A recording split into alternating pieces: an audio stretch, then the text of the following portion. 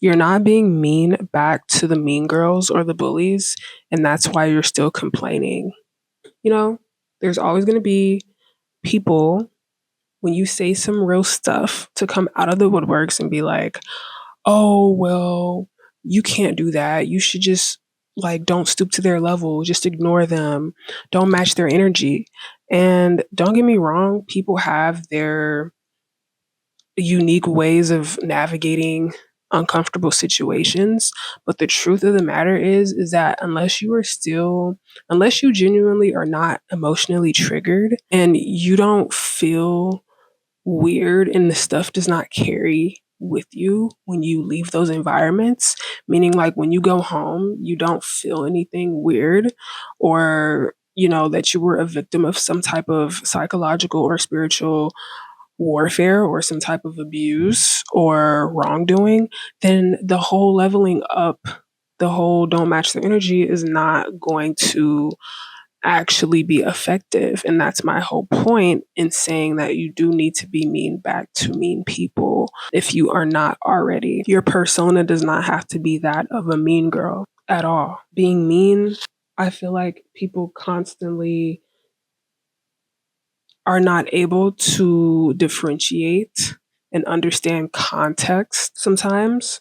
And they get the idea that when I say be mean, that means to wreak havoc onto other people unprovoked. No. Over here, we are advocating for giving people back what they are doing to us, to assert our dominance and to assert power and exercise that, or being mean in a way to where it's perceived as mean, but in reality, I'm just putting up boundaries. I'm just respecting myself. I'm just protecting myself before you have the ability to think that you could. That is the only kind of mean that I'm talking about. We don't do the whole mean spirited for no reason. I'm just going to be evil and, unless people deserve it. Like that's the only reason. So people try to act like, oh, you can't fight fire with fire. Well, there's other elements. This is all about using and taking advantage of your free will. Because the truth of the matter is that a lot of people that don't have the ability to initiate confrontation are kind of stuck in this comfort, kind of stuck in like more of a comfortable confinement to where they might just be more used to being quiet and handling things in a very like passive way by suppressing that and just moving forward and hoping like the best and hoping and just waiting for things to just for these people to move out of these environments or for something to expire. And that's not the approach that I feel like you should take if you are genuinely bothered when you go home about something or you're still emotionally triggered. Why would you want to be around people that bother you and then you never address it? That is how you become a ticking time bomb. So unless you have a really good social defense game and people do not see that coming at all, then I would advise you and I would advocate that you face what you need to face with these people. And this is not going to negate that some people are needing to survive corporate America and their jobs, their opportunities. They might not be able to actually authentically react in the way that they would like to react. And that is completely understandable. If you are not able to really get out of character, then sure, yes, you do have to play smarter. You have to be smarter about, the battles that you choose to fight. By all means, I get it.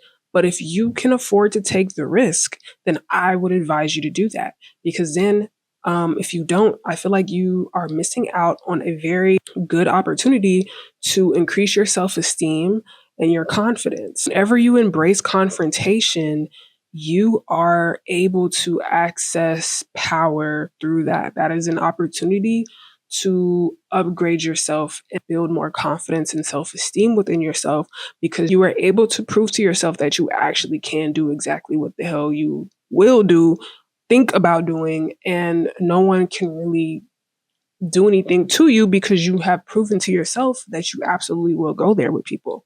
And that's what I mean. The whole leveling up advice and ignoring people and not stooping to their level and just navigating this social dynamic, this toxic social dynamic is only really effective if you've done the work. So you know that it's not conducive for you to actually address it.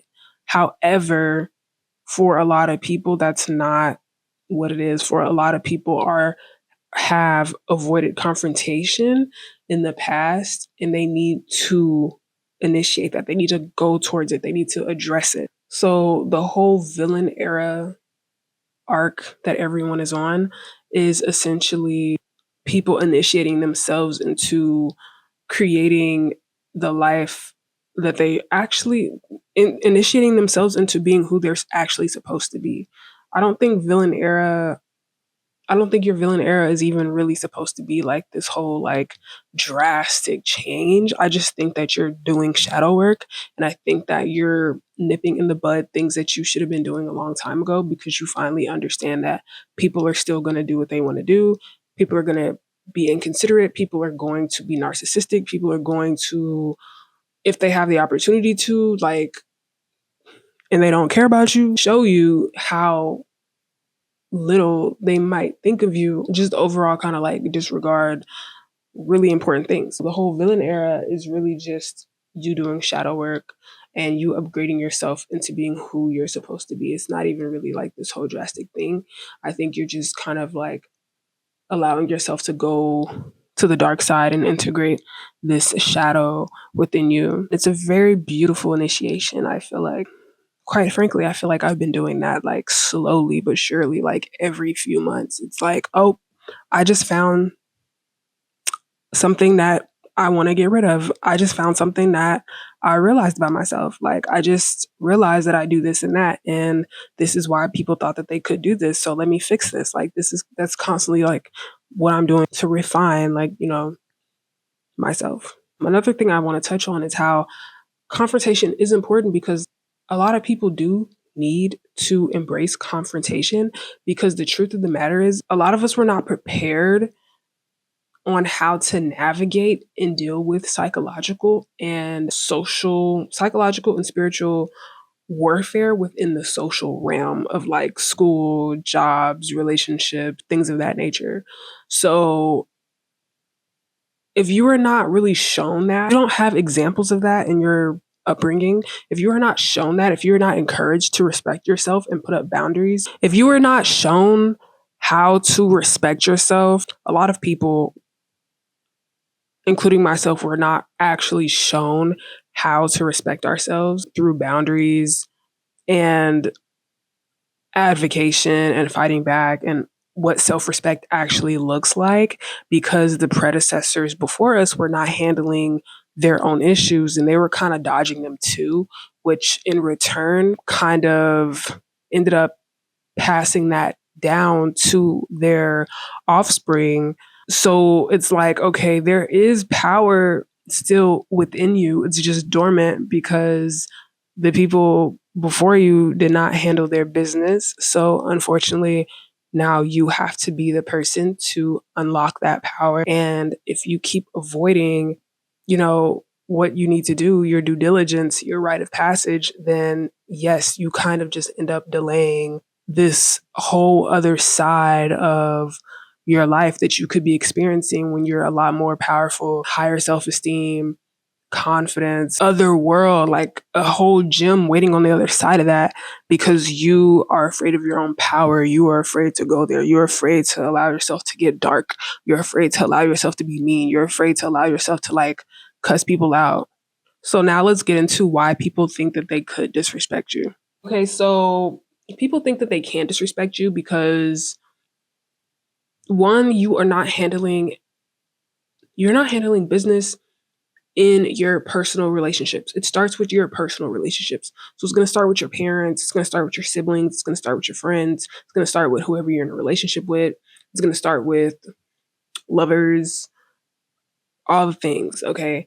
And you're attached to these people. You're attached to people who you've grown up with, people who've raised you, people who you are in a relationship with. You're attached to them. So sometimes that kind of like jades or blind, you have like maybe a blind loyalty to them. And therefore, you don't go all the way or to the potential that you could when they initiate disrespect to you in subtle ways. Sometimes they might not even be trying to do it. It's just an unconscious thing. But if you don't understand what's happening and you're just so used to it because you kind of grew up under people who just talk to you a specific kind of way or treat you a specific type of way, you won't even understand like, oh, this is actually kind of disrespectful. So you're not even getting why when you go out into the world, when you're at work, when you're at school, when you're in these other social environments around strangers, why strangers are kind of like picking up on a weakness that you have. No, you are not a weak person. However, there could be weaknesses that you are unaware of to why you even have them. And it all kind of just starts, with where you are. You know how it is where it's like you can't smell your own shit sometimes, or you can't, if you're in an environment that already smells, you can't really smell it when you like lay your head there. But like when you leave the environment, other people can smell it. And it's like, oh, I don't smell anything. It's just like, when people are like, oh, your house has a smell. And you're just like, well, I don't smell anything. It's because like you're literally still in this framework that you should grow out of. But you wouldn't really be able to grow kind of until you're able to like raise into a different conscious level to understand like what's actually happening here, why people are treating you like this, why people think that they can or cannot do whatever. And so after you realize these things, and after you're just kind of tired of like being inconsiderate or belittled or subtly disrespected or whatever, then you're going to eventually just get to a point of not fearing the consequences of what comes with speaking up and choosing yourself and being rightfully selfish enough, or speaking up, talking back, fighting back, whatever it is that you need to do, that you were not even a victim at all. You were you are constantly fighting back for yourself. You're advocating, you're self-respecting, you're doing all these things. It is worth noting that some things you like, personally for me, when I was younger, I didn't register certain things as like disrespectful because I did not have like low self-esteem. However, because I didn't have low self-esteem, but there were times where like I would not catch the shade because in the moment I just really wasn't as present, or maybe or it was my neurodivergence to the point where like I really wasn't like seeing how passive and subtle like disrespect really could be, and how small it is, and the microaggressions that people do, or tone of voice or choice of words, right? So as an adult, of course, like I purposely put myself out into the world. I purposely put myself into new challenges and go out into the world whenever I can, whether it's like, oh, I want to start a class, oh, I want to learn this, I want to apply for this kind of job, I feel like I'd like this, I want to like be in this kind of role. Like I'm very tenacious when it comes down to just kind of like chasing after what I want. And I already know that that's going to come with like its own personal challenges, social challenges. I'm going to be met with other people that I might not click with. And I kind of get like, don't get me wrong, like I still get triggered, but I still kind of get like this like thrill out of just like being faced with that, because it's going to force me into like growth and like shadow work. It's going to like ignite and initiate like this path that is going to uncover like layers to me that I didn't really know I had, or that have been hiding this whole time. So yeah, I used to not even, when I was younger, like middle school, high school, Sometimes even like early 20s, I would not register certain things as disrespect because I just genuinely did not like feel that way by myself. However, I still think that it's worth like checking people when you're finally when you're coherent of what's going on in this dynamic between you and other people. It's important and imperative to actually check them and set people straight, especially if it's in front of other people, because they need to understand that you don't play that shit. It's literally that simple. And when you become that kind of person, I'm not gonna lie to you, it is kind of hard to like just naturally want to, unless you're someone that is really good at like mastering, having these like these kind of like casual friendships, or like you could still kind of like uphold this how can I put this, like you could still uphold like talking to people, engaging with people. I don't want to say joking around with people, because there's like a thin line between joking around and like people actually like using jokes as a way to, once you finally get to the point of like this whole like, I don't know, villain arc that you're on. Personally, for me, I do kind of like struggle with being able to uphold like certain dynamics, and casually like talk to people and like, I don't know, like let them, I don't know, I have a hard time letting people in because of the fact that I don't want people to think that they can play with me.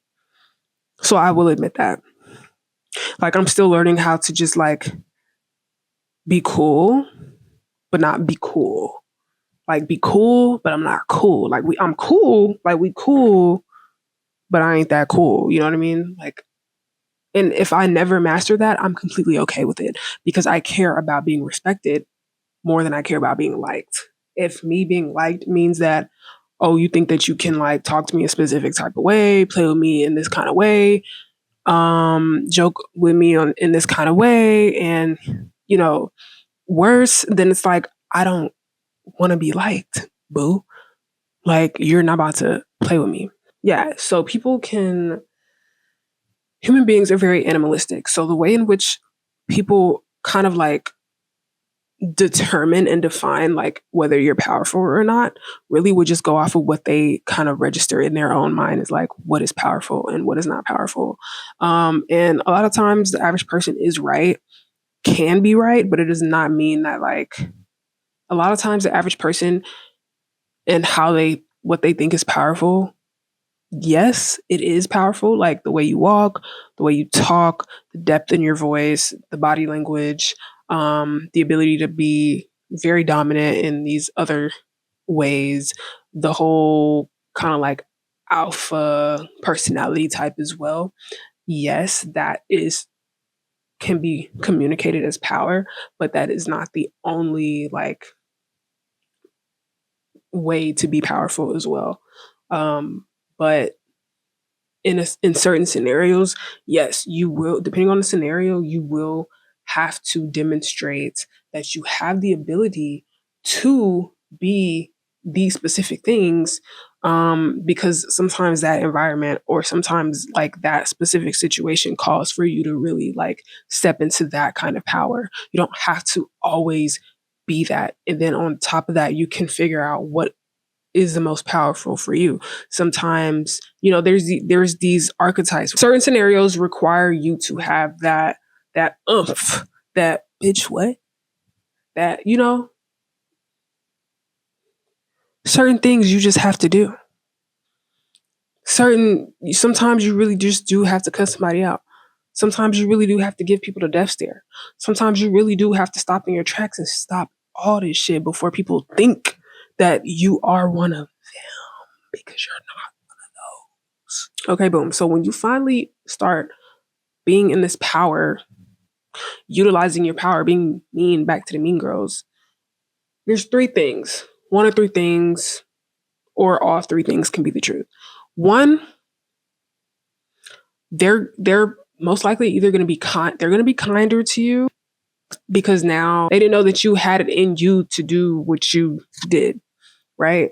So they're going to be kinder to you, whatever, because they also kind of care about their reputation too, and like whether or not like, you know, anyways, when you dish out back to them what they served you, they will attempt to be kinder to you, or they will be kinder to you, and you will not really have to worry about this whole like weird friction going on, right? This uncomfortable dynamic, unspoken, uncomfortable dynamic. One, because they are never as tough as they seem.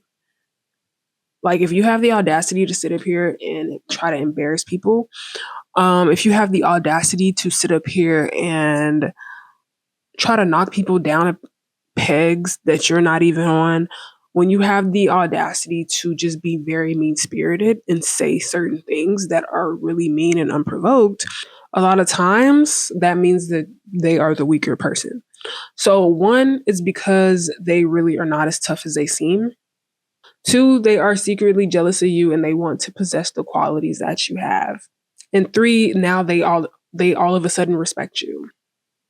Okay, it could be one of these three, or it's probably all three. Usually, it's probably all three within one individual, and it's probably some more different things that I didn't mention. Okay, so when this happens, they will also try to build this rapport with you, and or they might even try to be your friend. And I would advise not to give them your approval and your acceptance and keep that kind of person away from you, and if you have to be in an environment with them, to just simply stay cordial and know how to just keep them at a distance, because they've already shown you who they are. So why would you you know give them what they want? No, you're going to suffer. You're going to stay over there. I don't care about your personal life. I don't want to be your friend. Go sit with your people. Go sit over there with the individuals that act like you, because I'm not you. You feel me? Like I said, the goal is never to be liked, it's to be respected. We do not care about being liked over here. We care about, giving good first impressions. We care about treating people the way we want to be treated. But if people are not even doing that with you first, then we're not, all that goes out the window. And we're treating those individuals how they want to be treated based off of how they're treating you. So you'll find you'll finally be able to understand what real power is. You'll know the difference between powerful people and powerless people, because now you have finally exercised your own power. So you know that you can go there. And when you have seen yourself finally go there, you've unlocked that within you, but also you know how like expensive and potent that energy is. You know how potent and powerful and expensive it is to exude that kind of energy towards someone. So then that's when you start choosing your battles. Then that's when you start like being able to level up and be like, no, this isn't worth it, because I know who I am. I know what I can do, and this person is really below me, so I don't even feel like going to that place. Okay, then that's when you finally start navigating like, you know, how you should. But you can't, I fear that you really can't get to that point until you allowed yourself to, as they would say nowadays, crash out. Okay. Stop being scared to look embarrassed when they are trying to embarrass you. So yeah, finally, when you get to that point, you'll know what real control is. You'll understand what real power actually is. It is in control. It is in sometimes not control and just letting things be what they are and not trying to like, fix the situation, and you just kind of let things happen as they should as well. But I would say control, you'll learn control as in like you'll learn how to emotionally regulate yourself and not just let anything trigger you, because a lot of times when people are doing things unprovoked, it is validation and kind of like confirmation that you literally are who you think you are. So that is kind of just like what comes with that whole thing, right? Yeah, so once you gain this experience, that kind of experience, then the way of like the way of being and living like that will just forever be with you because you're constantly like handling business. You're constantly handling business. Do what you need to do. Handle your business. Stand the fuck up. Stand up. If you're bothered, you need to bother other people. Do not go home being bothered. Do not complain about mean girls. Do not. You have to give people back what they are doing to you. Be willing to do that. And it only really makes sense to like dodge and navigate and like ignore it when you are genuinely not bothered. But if you are triggered, you need to nip that in the bud. Good character and morality is not based on you being kind. It's not based on how good you are in society's eyes and what someone told you to be. It's based off of genuinely having proper and reasonable judgment and being able to act on that judgment. It's about being able to act on that judgment out of justice, in the name of justice and balance, and, keeping things, rightfully balanced. You got to balance it out. You cannot, if it's unbalanced, then no. You're not doing anything wrong by you're not doing anything wrong by coming off mean when you're just showing people what they are back. It's okay to be a mirror. Mirrors are great. Who doesn't like mirrors? I like mirrors. You like mirrors. We like mirrors. Do you like mirrors? If you stayed to the end of this, thanks for watching. And, feel free to share your perspective. I love to hear what other people also have to say on this topic. Until then, ciao.